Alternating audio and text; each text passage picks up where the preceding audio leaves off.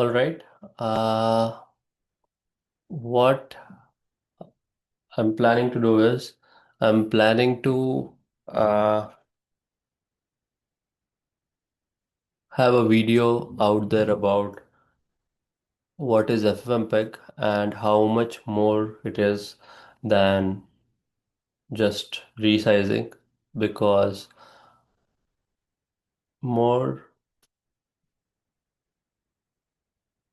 and more usage of FFmpeg has only been for uh, either converting a audio from M MP3 to wave uh, or some AVI to wave, but uh, there is definitely much more to it, and we'll try to understand that in this specific video.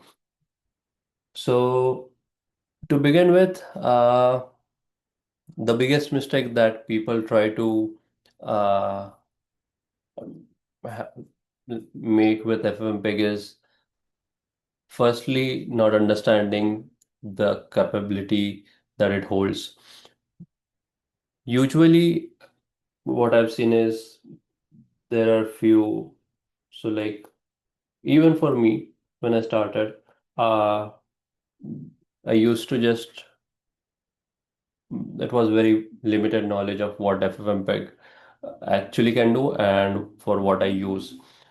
So, what actually an FFmpeg can do versus how I use it is a lot different. Why do I say that? Because recently the project or the research I'm working on is more focused on the audio pre-processing, and this specific thing is devoted to that. So when I try to explore more uh, capabilities of FFmpeg, because what my research was asking, I tried to use FFmpeg to deliver that, and that's how I got to know what FFmpeg can actually do. So let's start with how I used to use this before understanding this specific thing. Okay, so these were three commands that I used to do, and with ChatGPT, I'm very sure that we won't even uh, be interested in memorizing that. But before that, whenever I used to use FFmpeg, there were these three commands that I used to use. So one was FFmpeg, the name of input video, and the name of your output video. That's it. And then what I used to do is, let's say I want to rescale this video. That would be just with your IV, and used to scale it with 1080p. Let's say if you want it, uh, that would be 1080 s to uh, 720, or like whatever 1280 s to 720, 1080 s to 1920, I believe. I'm not sure. So uh, that's basically the second thing, second command. I'm sorry, this should be VF. So these two commands, and one more command that I used to handle this FFmpeg was with stripping it down with without understanding, stripping it down with the lib specific lib library, and that is the most important thing. So this holds this lib thing holds more importance than just -cv. uh First, if you if you still want to uh get into the intricacies of what these things are, you can uh, follow my blog I'll have a link in description about FFmpeg, and then you'll get to know what are these lib things that we dealt with or I wrote about. The whole architecture, how it goes through. You can expand all of them, look through all the definitions out there, and basically this can be your go-to guide. I'll just add it to the description. This is here a quite good illustrative visualization, which would be great to have. Everything has a quite well defined image and illustration labeled along with the definition. So do check this out. Second resource that I would like to highlight is the FFmpeg website itself, which would be a documentation level understanding if you want to go through. And then you should go with all the uh, libraries of FFmpeg using their uh, website. I'll mention all the three in the link. And let's get back to our understanding and our journey of trying to learn everything in detail. So before using FFmpeg in the correct way, I used to just use these three commands. But now I feel I came up with a new flow of how FFmpeg should be dealt with. And the flow, something looks like you start with multimedia, a good multimedia. You the next like what is inside that multimedia is containers. What is like what do you have inside containers? Different streams. What do you have within each stream? You have an algorithm to compress it.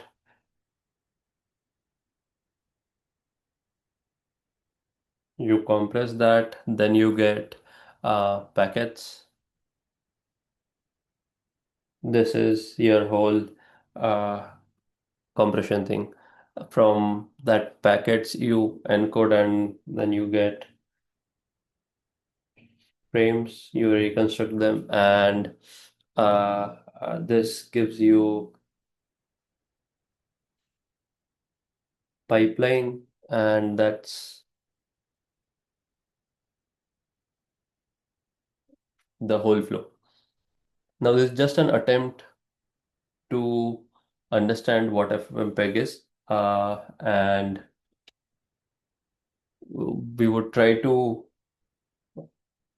get into the FFmpeg and the whole process of sending and receiving the video and what actually happens in between those sending and receiving, the whole process of uh, using the video, the images, the videos, the pixels, combining it together, stitching it, having a large ecosystem of videos, audios, subtitles, combining it together using some formula, then creating a specific compressed version of it, sending it over, unpacking it, looking at it, encoding it is what the whole process is about. So let's start with what multimedia is. People will think when I speak about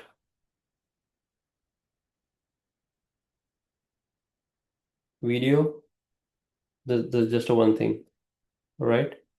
Video is just a one thing. The video that you're right now watching on YouTube is just one thing, but no. Video in itself has uh, a video itself, which is a stack of frames, an audio track, and subtitles. Okay. Now this is your multimedia. This is what actually a multimedia is. All right. In addition to these three things, which is very obvious, we have few extra things. Firstly, because this is uh, time related, all these three are time related data. So you have something similar to timestamps and the information that it holds in timestamps, along with it, something called as metadata. So this is basically what one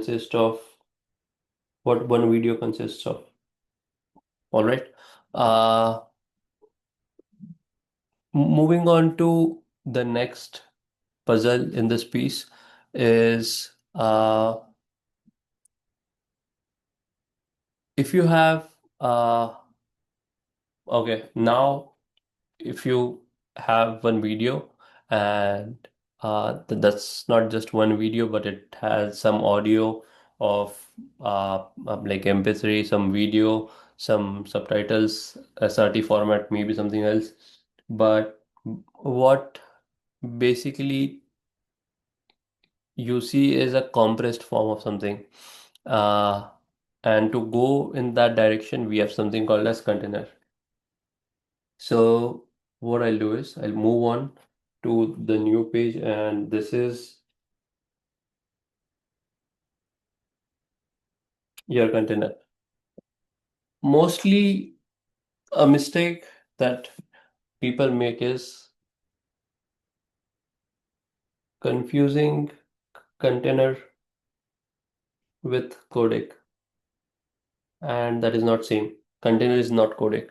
At least that is what I felt in beginning, that container is codec, but that was not the case.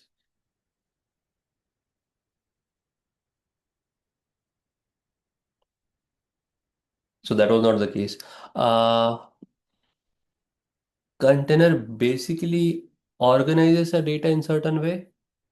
So consider this as a folder, and it has few files, and that is how it structures a data, and that can have few things.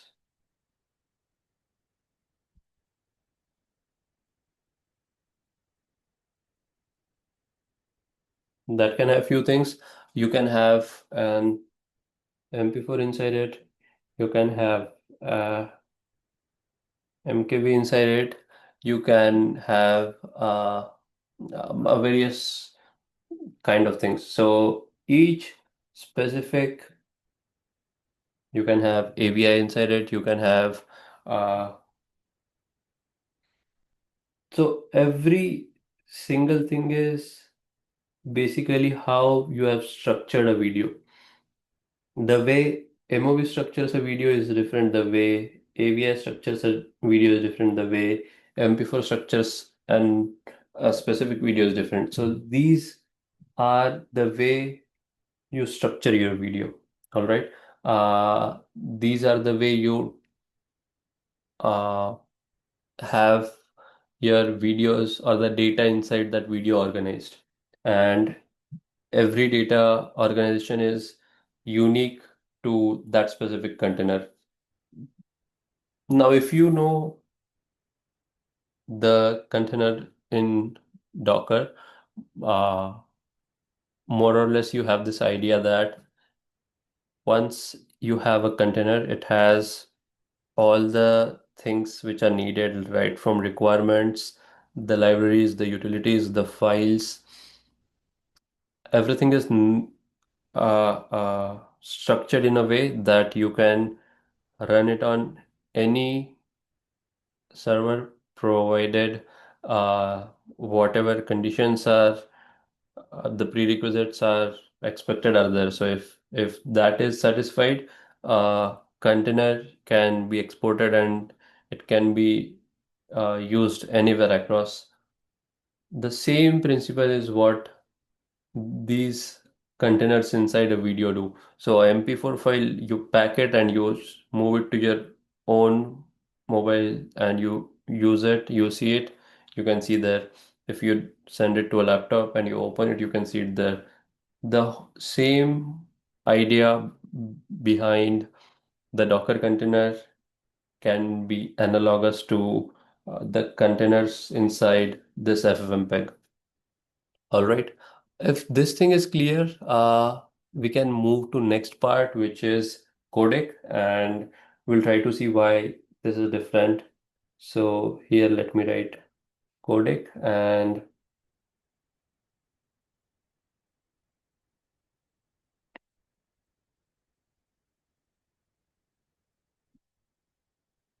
uh, just give me a second.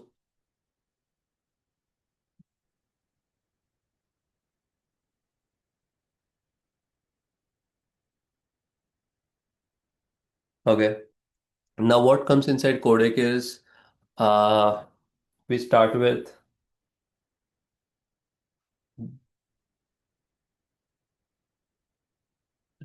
codec is basically two things. One is CO, one is DEC, and the the two things are basically the first two and first three letters of two different words combined together. CO stands for coder, DC stands for decoder, and these two have codec. When you combine these two, the fusion is codec. Now, there are various types of codecs, and you might have uh, came across few. So, few types of codec that you might have heard about, or uh, so let's try to see for video first. The very popular one, H.264, is one. You have good variant of it, H.265, which is one more variant of this. You also have something called as VP9. I am not sure about what that thing does, or because I've not explored VP9, and uh, basically, usually everyone uses H.264 or H.265. And there is also this thing which is commonly used, AVI. These are for audio, video. Now, like the same thing is for audio. For audio, you have like few couple of codecs. The one very common is like everyone uses MP3. If you have an infra of Apple, you deal with Opus. You must have seen this, very commonly used with Apple. There is also something called as FLAC, and you have one more kind of uh, things for uh, so I'm not sure if it is so I either it is ASC or EAIC, one of them, but more or less these three things are what uh, your codec looks like. Now, what it actually does, so when you say you have a video and that let's say it's output.mp4, inside this, what actually happens is inside a video, you have first what we discussed, container. This container has a video of let's say MP4. You have audio. You have audio of let's say AAC, and you have subtitles of SRT. Okay. Oh, my bad. Actually, MP4 won't be your codec, right? Yeah, the codec would be H.264. So inside a container, you have video, audio, and subtitles. Video is H.264. Audio is maybe AAC or MP3 or Opus, and then subtitle is SRT. Uh, This specifically is what one container looks like. So a video container has these three: video, audio, and subtitles. Video has this H.264, AAC, SRT. All right. This is inside a, uh MP4 container. This is what your MP4 container looks like. Similarly, your uh, AVI container would be a bit different than this. All right. So that's the whole thing. Okay.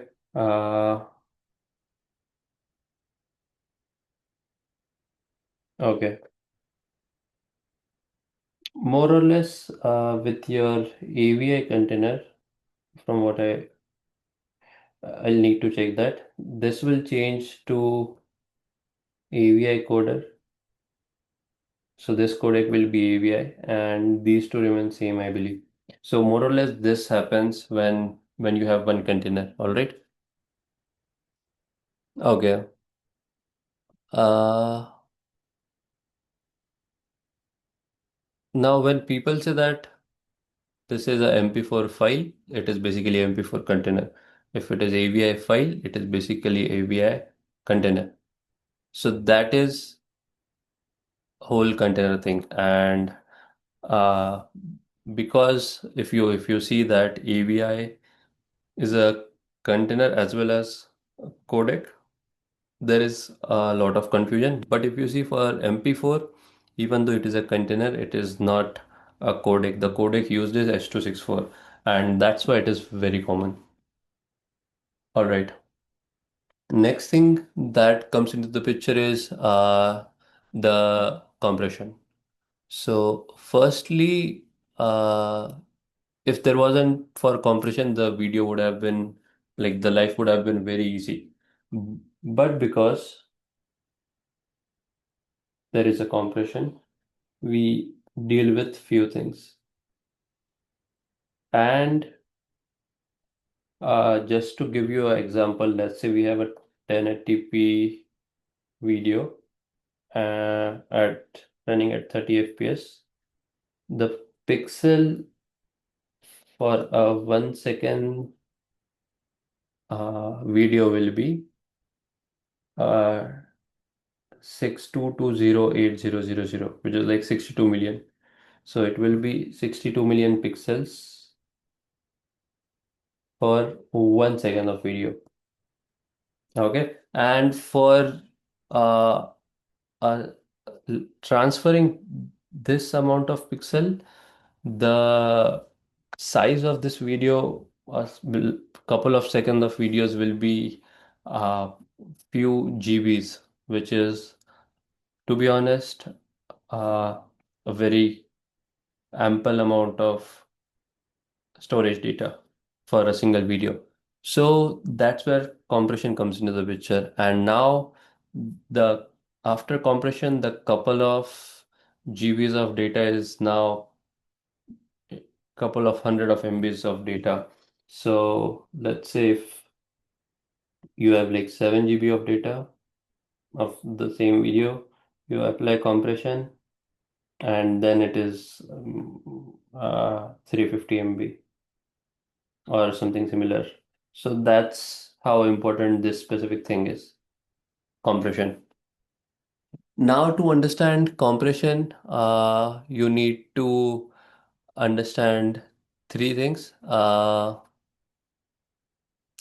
First, is iframe, second is bframe, and third is pframe. Okay, these three things. So for you to understand compression, one is iframe, pframe, and bframe. Now, what is iframe? What is bframe, and what is pframe? Pframe is basically a flag which is given if your previous image and current image is very similar. Is very similar. All right.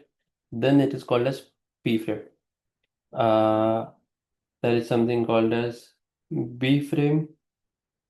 This is when this is your previous frame, this is your current frame, and there is this object here at pixel 6, comma 3 is moved to pixel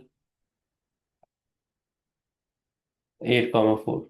Apart from this, every other thing in this video is literally same, is literally at same space, but only this specific thing is moved. So if that is the case, if very small change is there, you call it as a B frame. Like one specific thing has moved and most of the other things are same, you call it as B frame. Uh, this is basically a past information plus future information together creates a whole story with both the frames being almost same, but a little displacement of few object, thing, or portion of the screen.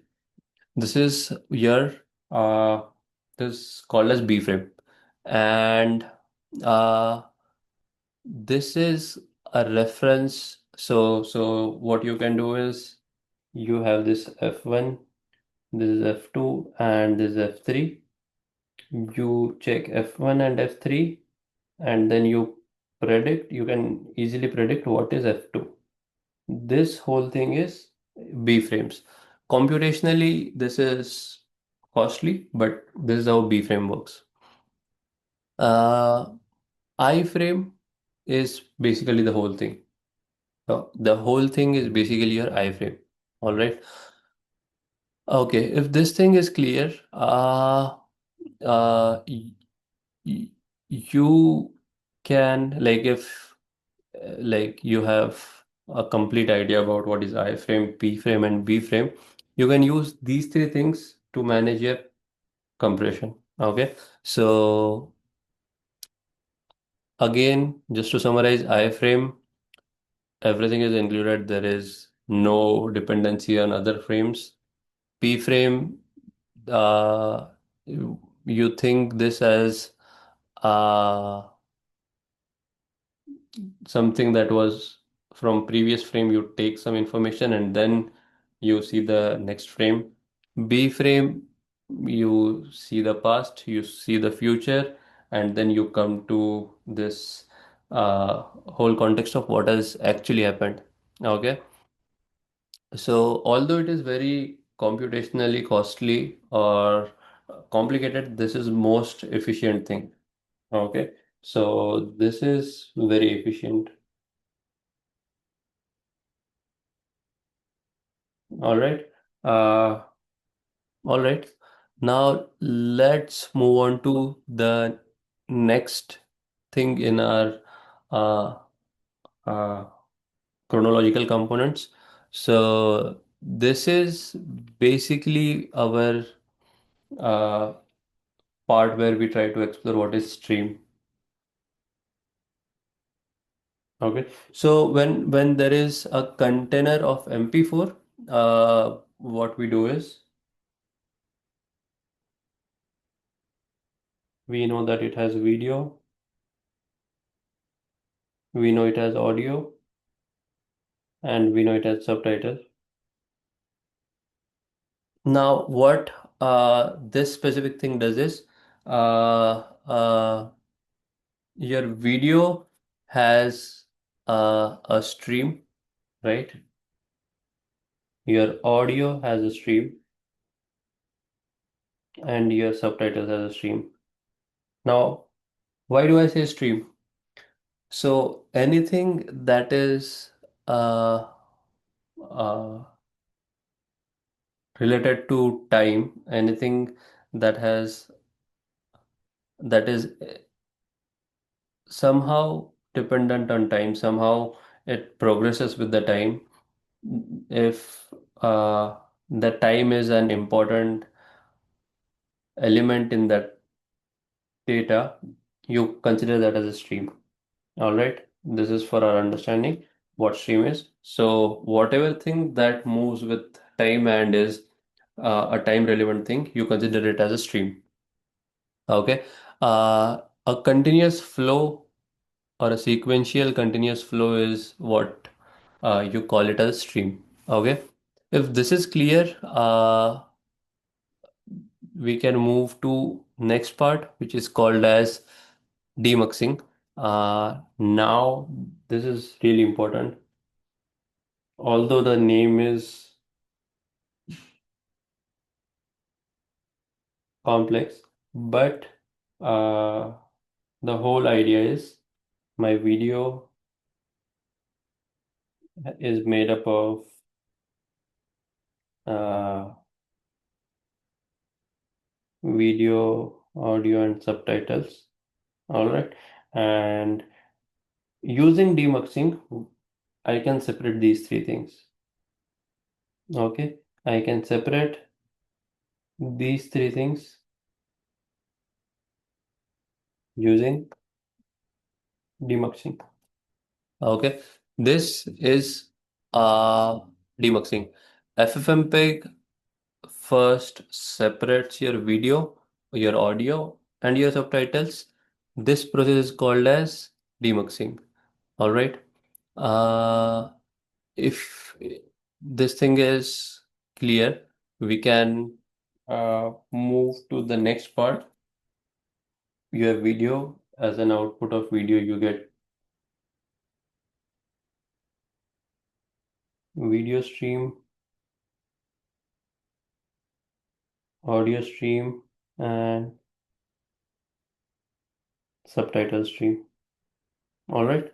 This is the whole part about uh, your demuxing. Now, the next piece of information that we need to explore is something called as packets.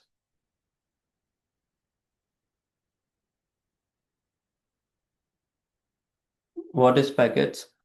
Uh, Packets can be considered as so when a compressed data that you have, you what you do is just give me a second. Right, sorry. So uh, when I say packets, uh, what I see is we have some uh, highly compressed streams, and now rather than sending the complete thing, we chunk it down into small submodules, which are again time related, and then we send it.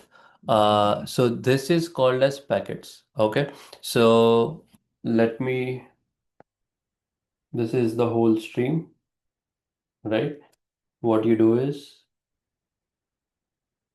you chunk it down and then you send this, all right, across the device or whatever. And each packet has these three things. First is the actual encoded data, whatever that uh, actual encoded data is the first and most important thing in your uh, packets. Second is uh, the time related information. I'll call it timestamp. But what I mean is it's not a timestamp. It's not the actual timestamp. It's the timestamp of that data that is encoded. All right. So if it is the seventh second of uh, the whole video which is encoded in that specific information is in the packet. So it can uh, uh, like order itself according to the previous and the next packet. So that is the whole thing. And the last thing is metadata. So a packet contains of these three things. All right. Now, if this thing is clear, the whole three thing is called as stream. The whole these three thing is called as packet, and this whole specific thing is called as stream. Okay. All right. Now, if I move to the next part, this is your decoding. Okay. This is your decoding. So, uh, when packet reaches you, before you can see it or like you can understand it, you need to decode that and then you get an image frame. All right, that is the whole thing. So if a video is compressed with H.264, you cannot see it because that is like coded video.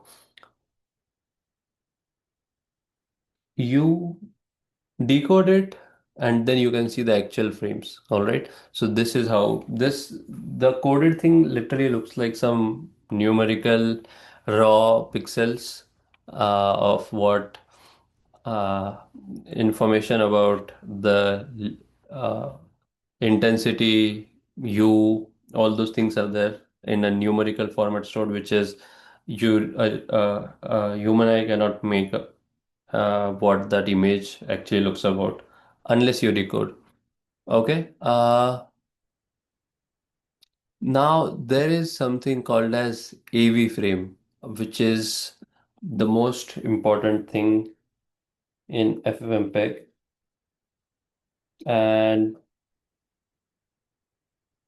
you can refer my blog to understand that specific thing in more detail. It contains actual uh, pixels for your video, all right? Or for audio, your actual sampling rate, or the samples actually, what the actual samples of that specific thing is what is contained inside AV frame. All right, so if I move to the top, there is something called as there are a few libraries, and if you see, first couple of things are lib, AV, util, lib, AV, codec, lib, AV, format. The AV is basically the same thing that I'm mentioning. AV frame is the most important thing here. All right, and it contains your actual data. All right, so this is the crux of information of your video or audio or whatever. Okay, so that's the whole thing. Now, if I look at the whole flow from starting, it's as simple as you give some input file, you transform it some way using demux into streams. There are three kind of streams, as I said. That streams have packets, right? A stream is made of few packets together. Packets needs to be decoded for you to get the frames. On those frames, filter is applied, and you get uh, uh, new frames which are with filter. Then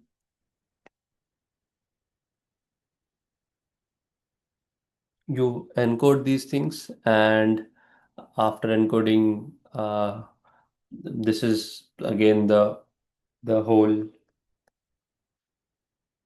reversal thing. From frame, you can encode it again into the packets. From packets, you can mux it, and here you have your output file. All right. So this is the whole idea about what is happening. Okay. Cool. Uh, of course, this goes through like streams, like frame for audio, all the frames together are encoded into streams, streams into packets, and then to output file. But this is like a similar pattern what we see. So, so one important thing which is new to this section is your filters. Why are filters needed? So, compressed video isn't a pixel. It is rather a set of instructions. Okay, so when you have a compressed video, you don't have the pixels in it. It is the set of instructions that needs to be performed along with the data to make or reconstruct that video, image, audio, all these things, and then you can have a whole picture about it. The filters are basically uh, your uh, crux for understanding that do you want to scale it, do you want to blur it, do you want to rotate it. So that's why you have pixels. All right. So when because you do not have an actual uh, uh, video inside your compressed video, you have like few blocks of. I'll just make a note here. Inside video, you have like this. If this is your compressed video, what you have is a set of instructions which can be used, and these set of instructions are nothing more than some blocks like move block, move up, move left, predict if it is B frame, reuse if it is P frame. All those things are there. So if it is P frame, you that is basically reuse because it is similar to previous frame. If it is B frame, you predict it. All right, these kind of instructions are there in the block for you to reconstruct the whole video that is actually there. Okay, and then you apply filters on top of this to uh, make it more smooth. And the filters that are there is blur filter, uh, sharpen filter. Okay, so if you are aware of computer vision, you may have an idea of what these filters are. Okay, cool. Now, one important thing is this decoding process is not expensive at all in terms of computation cost because in decoding you just use these blocks to reconstruct the video. You already have the uh, code or I'll say instructions ready. The computationally expensive part is encoding the video. Okay, so the like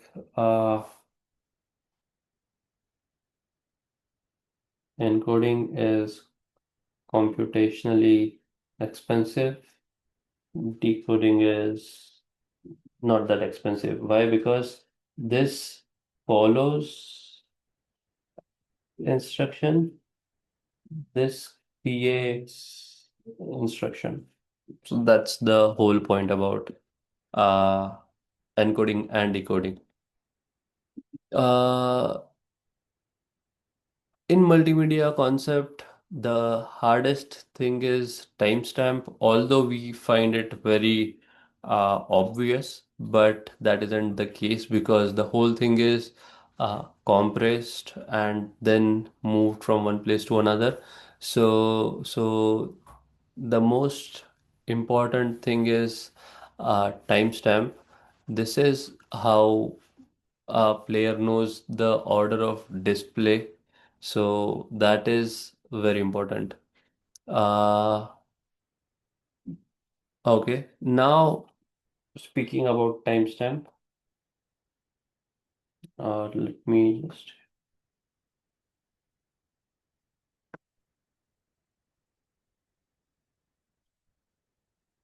speak. Speaking about timestamps, we have two terminologies here. One is something called as PTS. One is something called as DTS. PTS is your presentation timestamp. DTS is your decode timestamp. Uh, this is this is basically when to uh, show what you want to show after encoding, after decoding, and this is when to decode, right? So how do you show the video and how do you decode the video? These are two specific things. All right. Now, if the whole thing is clear, okay, so DTS is basically not only based on uh, these two are not same. Why? Because I can give you an example. Consider that there are like P frame is there, I frame is there. So to make it computationally efficient, you may decode something in such a way that all the P frames and I frames are related, and then because I frame has like f minus 1 and a future frame, so the decode will make sense in certain manner, but that can't be reused with PTS. Why? Because while presenting something to someone, you need to present it in such a way that you get all the frames as they are supposed to be, right? Or it will break the flow of the video. So that is the main difference here. Uh, Muxing again is basically after you encode something, you mix it together, and uh, that specific thing is called as muxing. So in muxing, in demuxing, you take everything, like you separate everything. In muxing, you combine everything. Okay. In demux, you separate everything.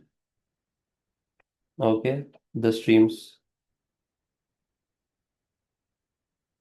Perfect.